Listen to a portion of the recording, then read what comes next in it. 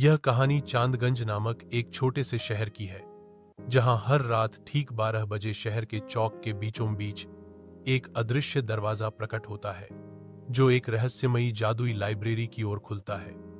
इस रहस्य से अनजान शहर के बाकी लोग सोए रहते हैं, मगर एक रात 4 दोस्त मीरा, अनय, जोया और रघु साहसिक मन लेकर उस चौक पर पहुंचते हैं और उस नीली रोशनी से चमकते दरवाजे के भीतर कदम रखते हैं।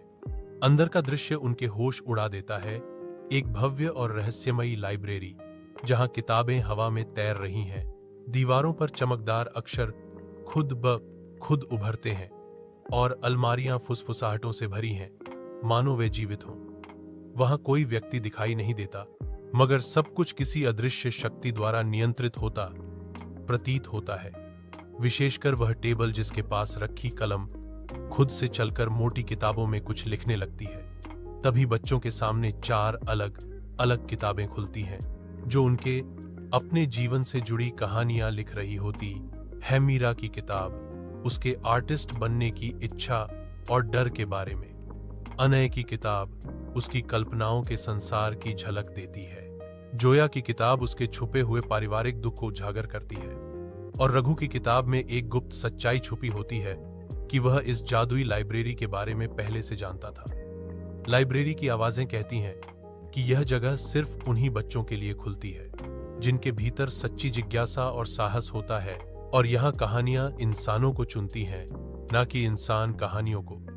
तभी एक घंटी बजती है और बच्चों के सामने सफेद खाली किताबें आती हैं, जिनमें वे अपनी अपनी कल्पनाओं, इच्छाओं और भावनाओं को लिख सकते हैं, और जो कुछ भी वे लिखते हैं वह लाइब्रेरी में जीवंत हो उठता है। मीरा की बनाई तितली दीवारों पर उड़ने लगती है। अनय का कल्पना संसार सामने जीवित हो जाता है। जोया की आत्मिक पीड़ा को एक चिड़िया गुनगुनाकर शांत कर देती है, और रघु बिना कुछ लिखे सिर्फ आंखें बंद कर पन्नों पर हाथ रखता है, मानो वह पहले ही सब जानता हो। फिर लाइब्रेरियन हवा में एक वाक्य लिखता है, जो यहां आता है वह अपने भीतर के सच से सामना करता है। जो झूठ बोलेगा वह यहां फिर कभी प्रवेश नहीं कर पाएगा।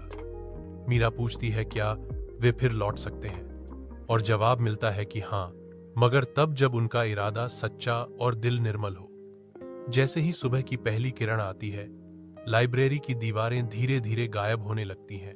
किताबें अपनी अलमारियों में लौटती हैं और बच्चे दौड़कर दरवाजे से बाहर आते हैं।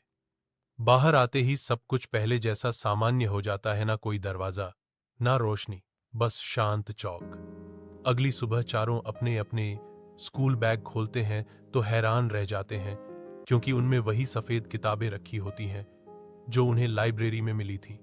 पन्ने अब भी खाली होते हैं, मगर कवर पर लिखा होता है, कहानी अभी बाकी है। इस कहानी में रहस्य, कल्पना, भावनाएं और आत्मखोज का सुंदर समागम है, जिसमें बच्चों के भीतर छिपी दुनिया को उजागर करने वाली एक अद्भुत और अदृश्य लाइब्रेरी है, जो सिर्फ रात के 12 बजे ही दिखाई देती है, और सिर्फ उन्हें जो खुद को जानने की हिम्मत रखते हैं